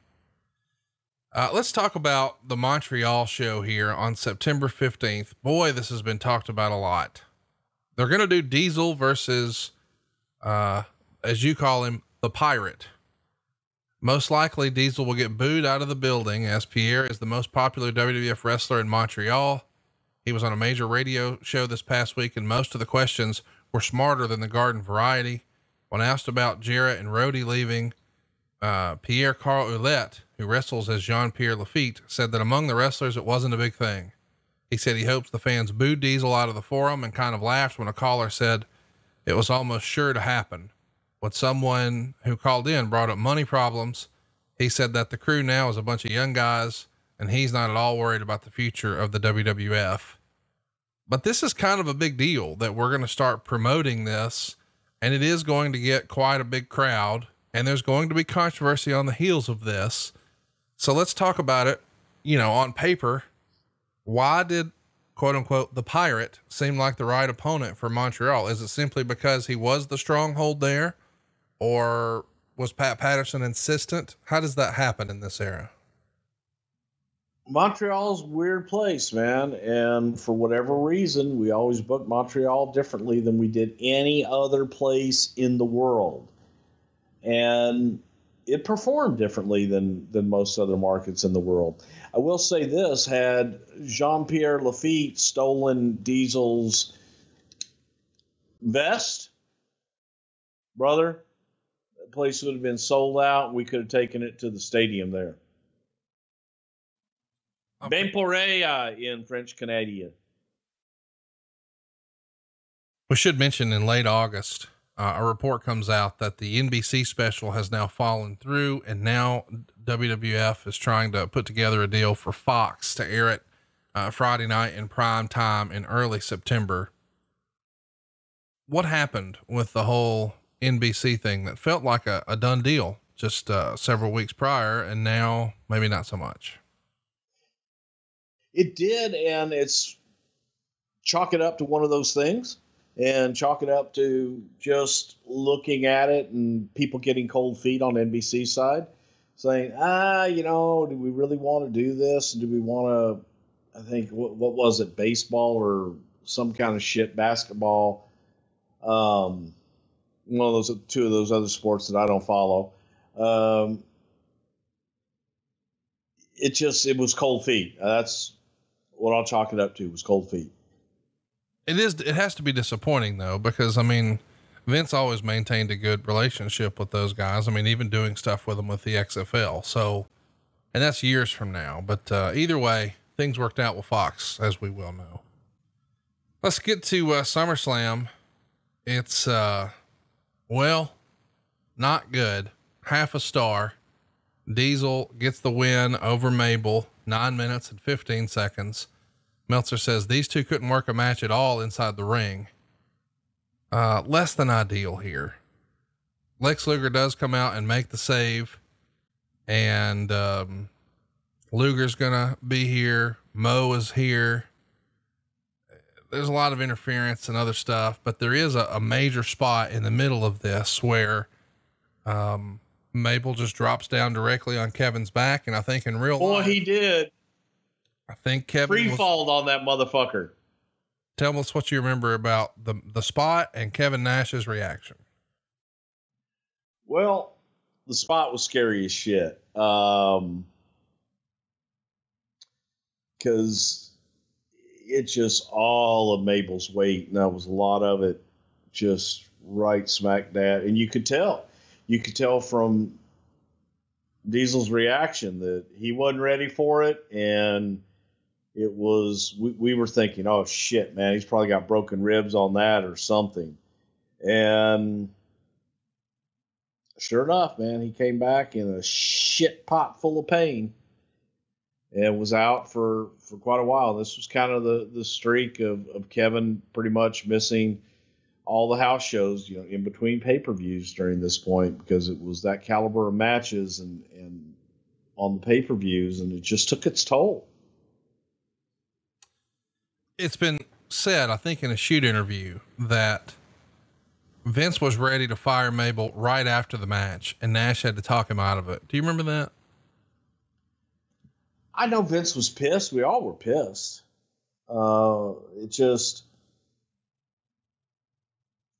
There was a reputation for Mabel that was good. Man, he's getting this push, and if he's going to be unsafe, then you can't put him in a top spot. And that was the concern, and that was the rap, and that's where, everybody was falling. That, good Lord, I don't know how to take this to the next level if he can't be safe. So that was where everybody was coming from. I don't know that Vince was ready to fire him there at that point, but yeah, it was not happiness. That's for sure. It's a little weird too, the way we're getting here. Vince McMahon does an interview with Lex Luger where they acknowledge that Diesel had attacked him at SummerSlam, figuring that since Bulldog turned on him, that Luger was a part of it. But they say Luger showed his true colors by running Mo away from the ring. None of that really makes sense. And, well, a lot of stuff doesn't make sense. Like the next pay-per-view is Diesel and Shawn Michaels defending their singles titles against Yokozuna and Owen Hart defending their tag titles. Huh? It's also important to mention that Nitro is now a thing, and the first live head-to-head show will be September 25th, when Raw is going to be coming from Grand Rapids, Michigan. It's going to be headlined by Diesel versus Davey Boy, and WCW is going to have obviously their own thing. But I guess if you're going head-to-head for the first time, you need to have Diesel defending the title, right? I would think so. Yes. Probably a pretty good idea. You want him to be featured. Needed to have him in a top spot. The In Your House that's coming up is going to be Diesel versus Davey Boy for the WWF title. And this is a 6-match pay-per-view. Of course, it's a shorter 2-hour show. It's got to be time at this point for Diesel to put up a great match on pay-per-view. But before we get there, we've got this great show in Montreal. It wound up being a major brouhaha because Lafitte refused to do the job. This is according to the Observer. For one thing, the crowd was 5,825 fans and around $85,000, which, while great by normal WWF standards of these days, was a major disappointment because we were hoping for well in excess of 10,000 fans for this match. We've all heard the story about how the pirate, as you say, didn't want to take the pin, didn't want to take the jackknife, and Shawn is behind him, sort of riling him up. Shane Douglas has told this story in a bunch of shoot interviews. It's now a legendary story. I don't know that we even have to rehash the whole thing. What do you remember about this and the fallout? Well, going back in just the feeling in general about Montreal and how to handle Montreal and having to be booked differently and what have you. It puts you in a situation that what you're doing elsewhere, everywhere else around the globe, you have to change up and you have to do differently in Montreal. And that's kind of what the position that we were put in here. So Carl Ouellet felt that as pretty much most of the French Canadians do when they're put in that position, they drew the house, and that, without them, you wouldn't draw the house. And later on, when we kind of got away from booking specifically for Montreal, found that wasn't necessarily the case. Does it help to have a local star? Yes, it does. But at the same time, if it works in London, if it works in Paris, if it works in New York, and it works in LA, it's probably going to work in Montreal. So this was just, that situation. And yeah, everybody was stirring everyone up, and Diesel wasn't happy. And Diesel's looking at it as, here I am, I'm the champion, and business isn't that great, but I don't know that this is the right thing to do. Not real happy about going in and not, he's looking at the pirate and I don't see putting this guy over. That's where it got just wonky, because it wasn't necessarily, hey, Carl's going to beat you. It was, let's come up with a finish in some way to protect Carl. And then everybody just kind of disturbed the shit and got it riled up to something more than it needed to be. And I wasn't there. I heard Kevin said, well, let's just go on out there and see what happens.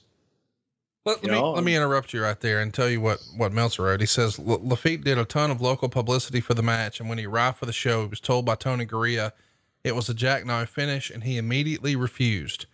Gurria told him or tried to talk him into it, but Lafitte said he thought the finish would not only hurt him but hurt future crowds in Montreal, and he said he would walk out and not do the match and cost himself the job rather than do the job. Finally, Vince McMahon is called at home. He has a 15-minute conversation with the Pirate, and they agree to a double countout. Diesel was really mad about this, which was made worse because Shawn Michaels was riling him up, saying that he's our champion. He should take the finish. There's always been heat between Michaels and the Pirate to begin with, and Michaels isn't well liked in the WWF dressing room. And if people try to defend Michaels, pointing out his work rate, the response is usually that Pierre can do anything Shawn can do. And Pierre said he'd do a job for Diesel anywhere else except his hometown, but that didn't quell the hostilities, and there's a lot of bitterness that led over into the ring. It is about 60% of the crowd that is pro Diesel, but the other half is firmly behind, their local hometown hero. After the match, Michaels comes out backstage and begins cussing him out. Pierre responds in kind, and Pierre gets so riled up, he goes to Diesel's dressing room, but no blows took place, and it was definitely the talk of the territory. And the following week, Meltzer would write, the rematch between the two on September 16th in Quebec City saw Lafitte do a leg drop off the top rope and wound up landing with his butt on Diesel's face. Diesel got up immediately and started throwing very hard punches and jackknifes him for the pin. One WWFer told me the scheduled finish was another double countout, but since the night before Lafitte was saying he'd do the job anywhere but Montreal, I don't know if that was the case, but it was the talk of the dressing room. By the end of the week, every problem was cleared up, and that's probably why Lafitte did a clean job on Raw the following week.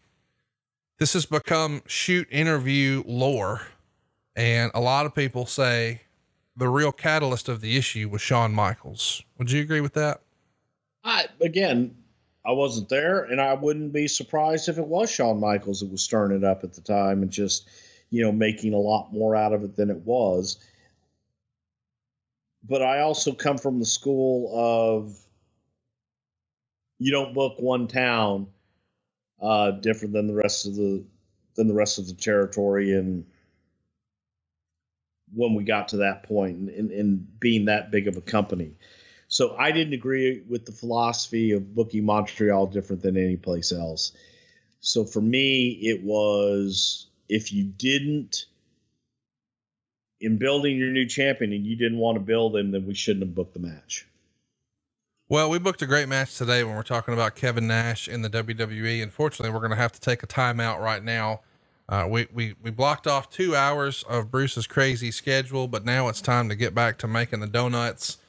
So we're going to have to stop it for now, but we'll pick back up with the next In Your House, which will be Diesel and Shawn Michaels taking on Davey Boy and Yokozuna when we resume Kevin Nash Part 2.